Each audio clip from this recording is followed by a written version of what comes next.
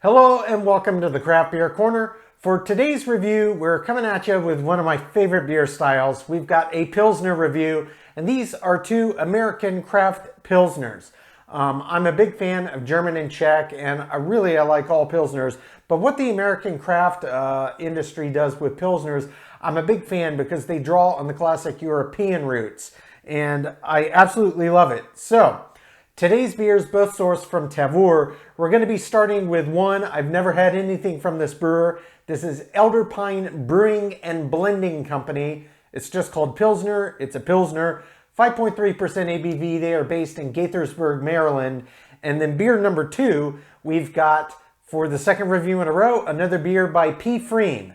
This also, as with the first, is just called Pilsner. It's a Pilsner. 4.9% ABV, and they are based out of Hood River, Oregon. So second beer by one brewer, first by another. Both Pilsners, one of my favorite styles. I can't wait to jump in, so we're going to do exactly that. Starting with the Pine Brewing and Blending Company's Pilsner. This one clocks in at 5.3% ABV.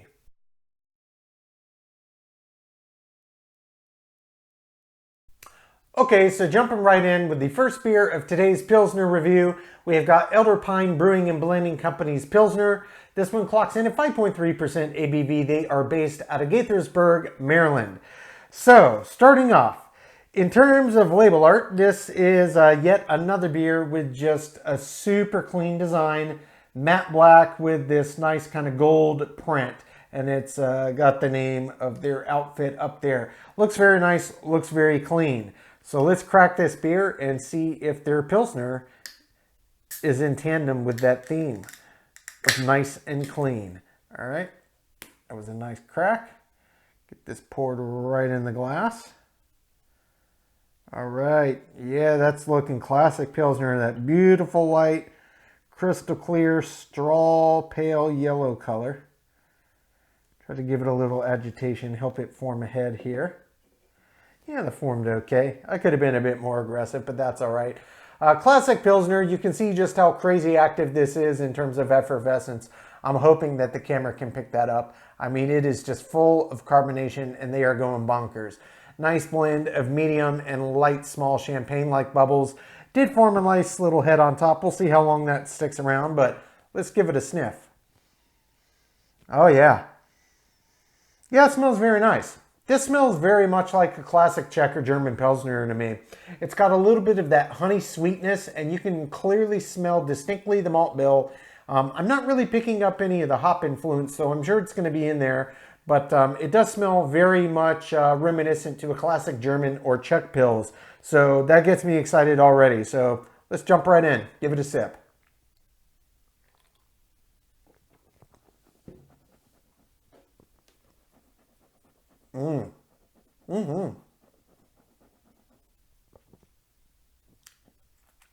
Oh, that's so nice. Oh, that's so nice. That is a great Pilsner. That is a great Pilsner right there. Yeah, yeah, absolutely. Oh, gets even more classic and fun the longer that you wait after each sip.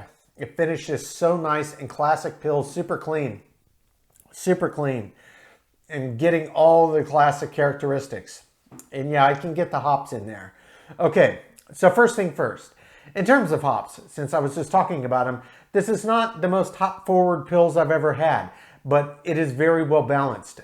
It's got enough bitters, you can taste them, you can taste the hop influence, and it pairs in with the end of this nice classic dry finish, but it takes a while to get there.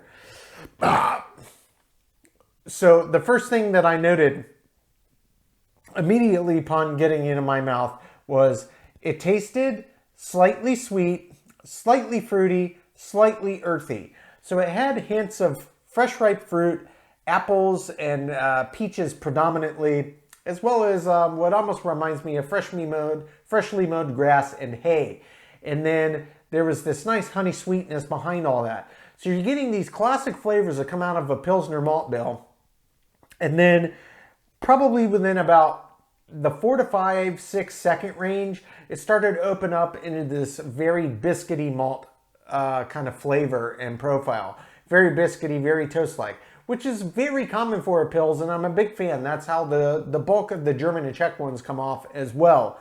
And that really overtook kind of the fruit side, so it opened up into this really nice grainy side of the malt bill. And then probably about 4, 5, 6 seconds after that, that's when the hops made their presence known and you got these underlying bitters.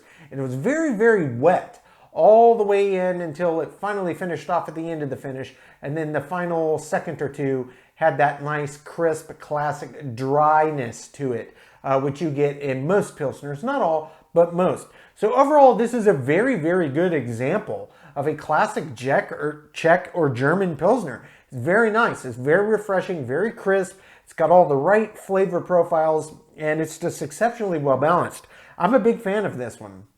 I'm going to jump in for body and mouthfeel and explore these flavors one more time, make sure I didn't miss anything. You get a lot on Pilsners on the first sip. They're a nice beer style for jumping into to try to start picking apart, beer tasting skills, in my opinion, because I don't want to say they're simple. They're not a simple beer style, and they're certainly not simple to produce. But just in terms of what all your brain has to process, they're a bit simpler, the way they present themselves.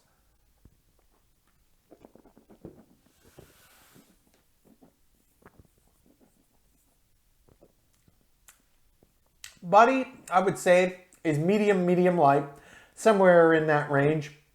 It feels exactly right for a 5.3 on a Pils. Mouthfeel, this is classic Pilsner, feels exactly right. It's not a super viscous style. It doesn't feel super viscous, but it doesn't feel flat either. And there's a little bit of carbonation you can feel as it is a highly carbonated beer style. If you agitate it around the palate, this one does get pretty creamy. Not over the top, but it does get a bit creamy. It doesn't necessarily feel thicker, just creamier. Kind of a combination between foamy and silky. That's where I'd put it. Overall, very strong Pilsner. I really like this. It's got all the hallmarks of a classic German or Czech, but this American interpretation of what a Pilsner is. So it's not quite as heavily hopped, but it totally works. All of this, the balance of it is just exceptional. And I'm a massive fan. This would be an absolute go-to on a hot summer day. And I love it. I'm going to take my time sipping on this, come up with my scores. When we come back, we will get to the second beer of today's review. That is P Friem's Pilsner. And that one clocks in at 4.9% ABV.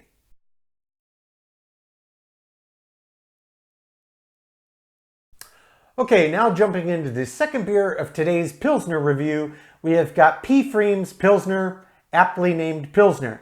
4.9% ABV on this one. They are based out of Hood River, Oregon.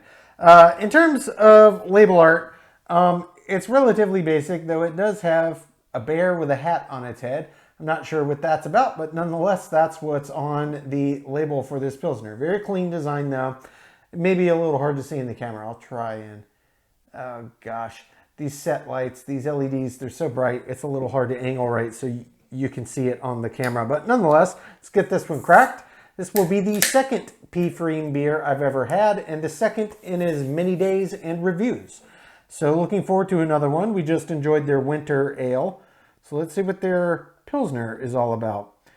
Pouring this in, this looks, again, just classic Pilsner, that beautiful straw yellow, pale yellow color, forming a nice creamy head. In fact, it might get a little overzealous, so I'm going to go a bit gentler. It's forming very well. The Sam Glass does well for Pilsners and head creation. I didn't quite get the whole thing in there, but that's okay. I can top it off. Let's hold this up. Yeah, visually, this looks very similar to the one we just had. That classic light, golden pale yellow straw color. And this one has quite a bit more active carbonation that's very small, fine champagne-like, coming straight out of the center, and just a few medium bubbles here. So indeed, it did form a bit thicker, creamier head on here than the last one. And it's just the tightness of the bubbles in the carbonation makes a difference there. But looks great, head looks great. Let's give it a sniff. Ooh, yeah. I could tell you this smells very similar, but distinctly different. Pilsners all have a pretty similar aroma, generally speaking, but this one smells a lot earthier, and it doesn't have quite as honey-like of a sweetness aroma. In fact, I'm picking up a lot more of the hops in this one. I can smell the hoppiness to it. and it's got that classic earthy kind of undertone to the malt bill. But it smells great. There is a little bit of that classic honey sweetness, that kind of fruitiness, but it's mostly that underlying earthy hop bitter that I'm picking up. So I kind of expect this will be a little bit more bitter intensive, but we'll see. You never know. Smell doesn't always tell the full story. So let's just jump right in and give it a sip.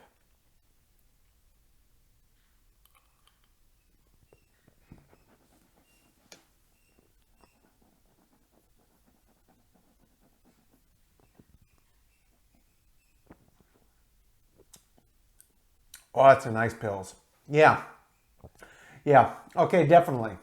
Definitely.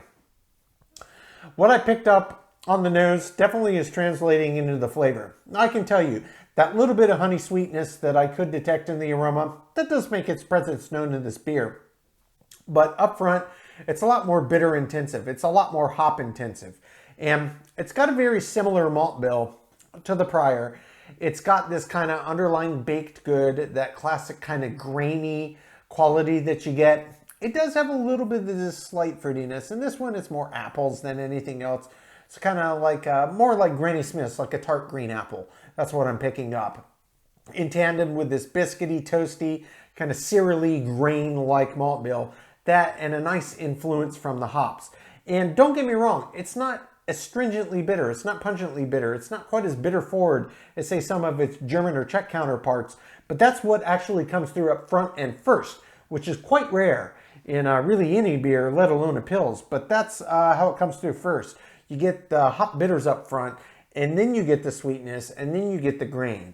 And this, it's got the slightest hint of a dryness on the end of the finish. Again, it's a Pils. It's not got a super long finish, so it doesn't take that long to get to that point. But it's very nice.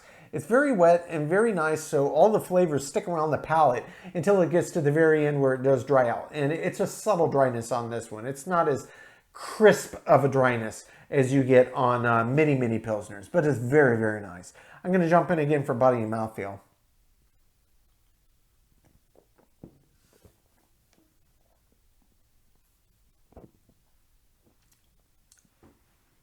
Body on this one, I'd say is medium light, which feels exactly right for the ABV. Almost on the border between medium light and medium. It's got a little more heft to it than you would expect for a Pils, and certainly for a 4.9%. That's not that high. It's kind of a middle road. They hover around a 5% average. Some will be 4.7, 4.8, 4.9. Some will be 5.1, 5.2, 5.3. They don't often deviate beyond that stretch from about 4.7 to 5.3. It's kind of the Goldilocks zone for a Pils, and it's very nice. Mouthfeel, classic Pils. It doesn't have a ton of resistance. But it's actually got a bit more than you would expect, A, for the style, and B, for the ABV range. This one gets crazy creamy if you start to agitate it around the palate. It gets ridiculously creamy, just ridiculously so. Very, very much thickens up the beer. It's a very creamy, silky kind of thickness that generates. And just as with the first beer, I think this one is also exceptionally well balanced.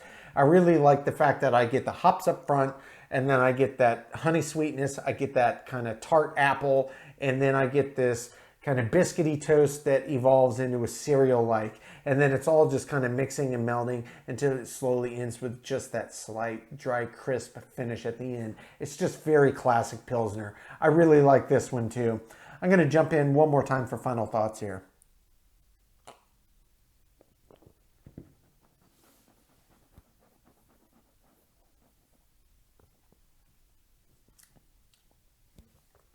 So when you first do get it in your mouth, if you take the time to roll around the palate to let the flavors coat, as I always do when I'm really thinking critically about a beer, I highly encourage it. It really does help. First immediate impression is that honey sweetness side. It's not until you swallow that that completely disappears and it's immediate, oh, there's hops and hop bitters. And then the honey sweetness comes back. Then that kind of tart, sour, green Granny Smith apple comes through. And then the biscuit and toast comes through. And we're into the 10-second point now. And then that slowly evolves into the cereal, super grainy and oat-like quality that opens up. And then they're all just kind of blending. So you got the hop bitters, got that honey sweetness, Granny Smith apple kind of influence dies within the first 5 seconds, so it's not all the way to the end. But all the rest of the traits, they're all blending, and it's got a natural progression down to the finish. Very nice, very classic pills. I really like this one. I'm going to take my time, sip on this, come up with my scores. When we come back, we will get both beers ranked from top to bottom.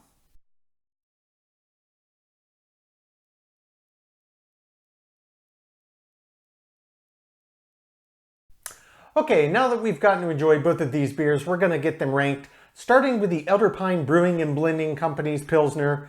It's a Pilsner. 5.3% ABV. They are based out of Gaithersburg, Maryland. Starting with the aroma. The aroma on this one was okay. It smelled nice. It smelled like a classic Pilsner, but it wasn't super pungent in terms of aroma. They're not normally, but this was exceedingly just kind of average for a Pilsner. It gets a 5 out of 10. Moving on to the taste. Taste was fantastic. Really enjoyed the classic malt bill, and it had a lot of other classic characteristics that came through as well, notably some kind of fruit, a little honey-like sweetness, and it did have a little bit of bitters. Really, the only thing I could say was I would have liked just a little bit more pungency from the hops. Not saying it needs to go overboard, just a little more bitter kick would have balanced it out. I gave it a 9 out of 10. For the body, this was a perfect body for a Pilsner of this ABV. It gets a 10 out of 10. Mouthfeel. Same story as with the body. This was classic, absolute classic Pilsner. They nailed it here. 10 out of 10. For the finish. Pilsners are not a beer style that typically have a super long finish, but this one was quite a bit longer than the average, but it had all the classic character traits as well. So it did have that nice crisp dryness at the end. You just got even more bang for the buck because those flavors really lingered. It gets a 10 out of 10. For the head and retention, this was classic Pilsner, big, lush, creamy, thick head that held the whole time. 10 out of 10. For the appearance, yet another category. This was just textbook. That beautiful light straw pale yellow color. It gets a 10 out of 10. For the balance, while I did mention balance, talking about taste in terms of bitter pungency, that's more traditional to the Czech and German side of the equation. It's a personal preference thing, but overall, this was exceptionally well balanced. It was spot on for a Pilsner. It gets a perfect 10 out of 10. Feeling the intangible. Overall, I love the beer. It only lost a few points in a few categories, and really the bulk of the points from the aroma. But that aside, I really enjoyed the beer drinking experience. Just subjectively for me, I would have liked a little more bitters. I still gave it a 9 out of 10. Finally, as an example of the style, this is a very, very well done Pilsner that is really hearkening to the classic German and Czech Pilsners, which is where the beer style originated. Really only missed the mark for me in the aroma. I would have just liked to be able to detect it a little more, even though they're not that pungent. This just didn't have that pungency, and just a few little nitpick category points here. But overall, it was very, very strong. It only docked 1 point. It gets a 9 out of 10. Which brings the total score on Elder Pine Brewing and Blending Company's Pilsner to a 92 out of 100. So this is well above average. I absolutely loved it. If you're a fan of Pilsners, this is definitely one to seek. Moving on to beer number 2. This is P Friem's Pilsner, a Pilsner, 4.9% ABV. They're based out of Hood River, Oregon. The aroma on this one was nice. It was certainly above average in terms of pungency. All the classic aromas, very similar to the first one. You just could really smell it a lot more clearly. Above average, it gets a 7 out of 10. For the taste, this beer and this beer reminded me a lot of one another, though they did have some distinct differences. Overall, I thought it was pretty much kind of the same formula for flavor creation. But yet again, I would have just liked just a little bit more presence from the hop bitters to come through. It gets a 9 out of 10. For the body on this beer was textbook Pilsner. It gets a perfect 10 out of 10. For the mouthfeel on both the body and the mouthfeel on both of these beers was textbook. And this, again, gets a 10 out of 10. For the finish, these both surprised me because Pilsners don't normally have that length, but this one did as well. And it was really the same kind of story. The flavors that did come through really lingered on far longer, but you still got that classic dry finish at the end. It gets a 10 out of 10. Head and retention. This one did just as great a job as the first one. Nice, thick, creamy head. Gets a perfect 10 out of 10. For the appearance. Another category, they both just absolutely nailed it. This was textbook. It gets a 10 out of 10. For the balance. Overall, I enjoyed the balance on this one. For me, though, I came back to this. It didn't have quite the same interesting layers that the first one did. So even though there were a little more bitters that were present in this one, which I personally appreciated, that was a bit more balanced. It didn't have quite the same layers of subtlety to the malt bill. Though, personal preference aside, I have to rank it how I perceived it. It gets a 9 out of 10. Moving on to feeling and intangible. This beer was an excellent, excellent Pilsner. They both were.